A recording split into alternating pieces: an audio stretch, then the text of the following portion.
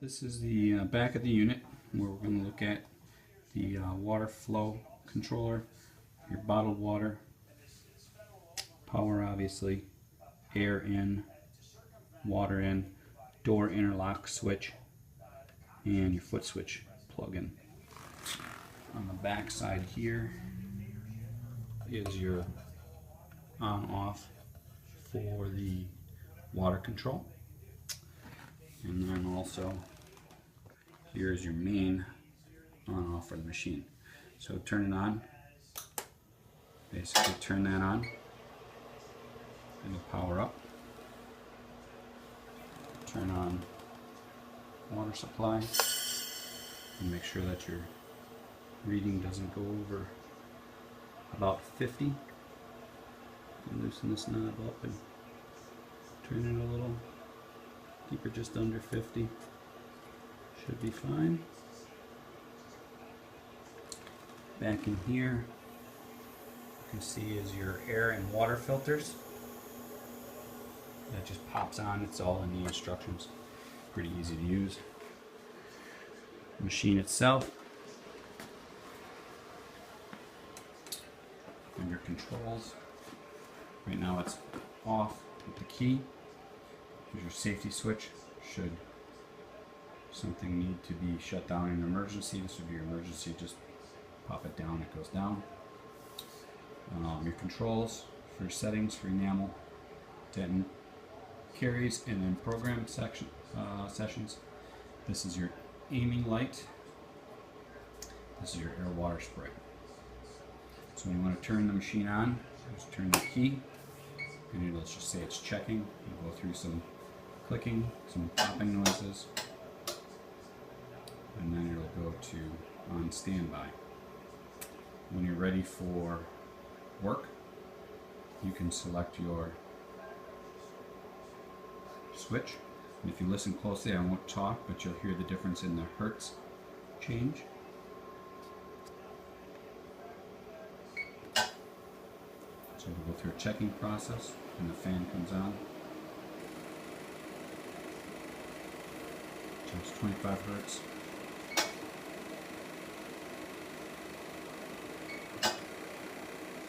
Speeds up.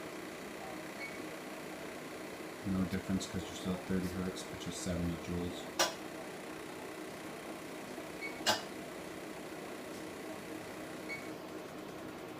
You can view the change. At 1035, you can program it with no air and water and use a chisel tip for your frenectomies. Works really nice.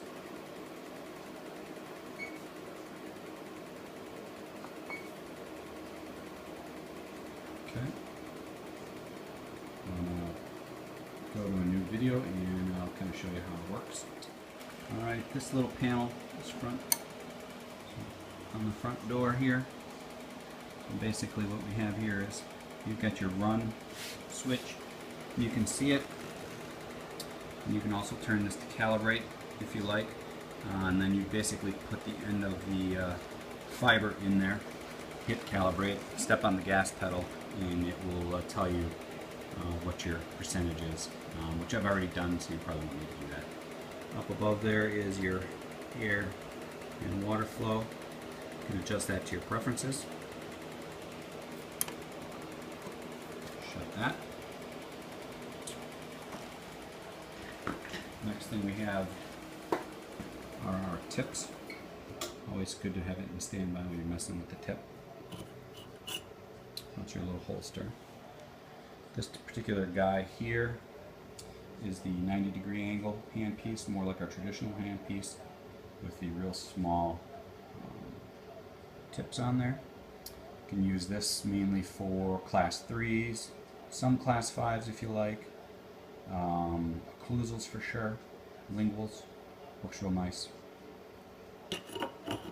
Alright guys, sorry about the crappy iPhone video, but that's what I've got here to work with. So if you look really closely, this is your chisel tip. It's a little flat, more like a chisel. Really good for maxillary frontums. Awesome for those. Awesome as well for lingual frenectomies. Your 80-degree tip And this one has a really fine, you probably can't see it, but it has a small, real small tip at the end. Real fine cutting if you're doing some tissue work and you want something very precise. That works really well.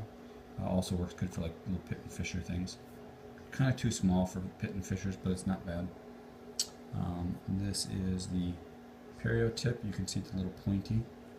And these two I would use without water and probably without air, because if you do get a little bit of bleeding, obviously it's going to blow that around. And it's not horrible. This contra angle tip obviously has a really small little end on there. That works well for the occlusals, pit and fisher caries, buccal gingivals. Really nice way to use this machine is if you've got any of those old crowns that might have a little decay right at the edge, but it's pretty, pretty decent shape, or like a buccal pit on a newly erupting second molar, and you want to do a restoration on there. You go ahead and take one of these tips, line that baby up. You can set it to the soft tissue mode, get the soft tissue out of the way, and then do your preparation. Switch it into enamel or dentin mode. Do the preparation right away, all in one. Actually works really, really good for that. That's one of the bonuses. Takes out composite really nicely. Class 3s are really good with it. This is the 30-degree tip. Again, just depends on your reach, your angulation, what you're trying to get to, depending on what tip you want to use. There's really no rhyme or reason. I would say that these two tips and this tip always to be used with water and air for the most part, and then these guys without. And I believe these two do not have an air-water port anyways, so I don't think you're going to get air out of there no matter how hard you try. These are the laser glasses. There's 2 sets of those that'll be coming with, and then also I will send my loop inserts. Oroscoptic is real good at getting laser inserts, and then the brand for those laser inserts that I have, you should be able to find them on the web. I'll also send you some links to Larry Kotlow, who does a lot of frenectomies on kids, tongue-tied type things. A big believer in early intervention with that for kids who have problems with latching on and breastfeeding and things like that. So great marketing for your lactation nurses, pediatricians. If you put yourself together a little brochure, works really good to market your services for that. Okay, these are the handpiece attachments. This is your straight, and this is your contra angle. As you can see, a couple different types of tips. There's an 80-degree, a 30-degree. This is the chisel tip, and there's also a perio tip, which is a little more pointy for doing gingivectomies if you like.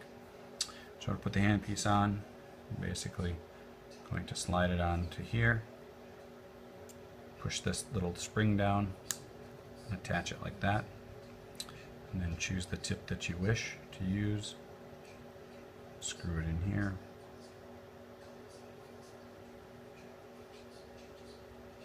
there's a little O-ring on there, tighten it up, and you're good to go. Alright, so the use of this, basically you want to fire into the cup and get your air and water set correctly. I typically don't mess with that too much. Okay, you always get a little bit of sputter there. That's just the water. So to use on like soft tissue, like a grape here, you got it on a dentin setting, and then obviously you'd have high-speed evacuation going. And these tips are a little bit different than some. You can use them in contact mode. Obviously we want to do that on enamel, but you can use it on, probably can't see this real well, but kind of like carving a pumpkin. So I don't have any extracted teeth to show you, but basically that's the operation. You just carve whatever you like.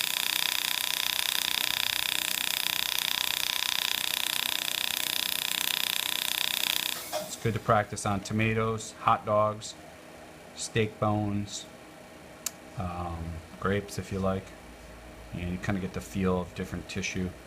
And using it, it actually cuts a pretty straight line. Not too bad.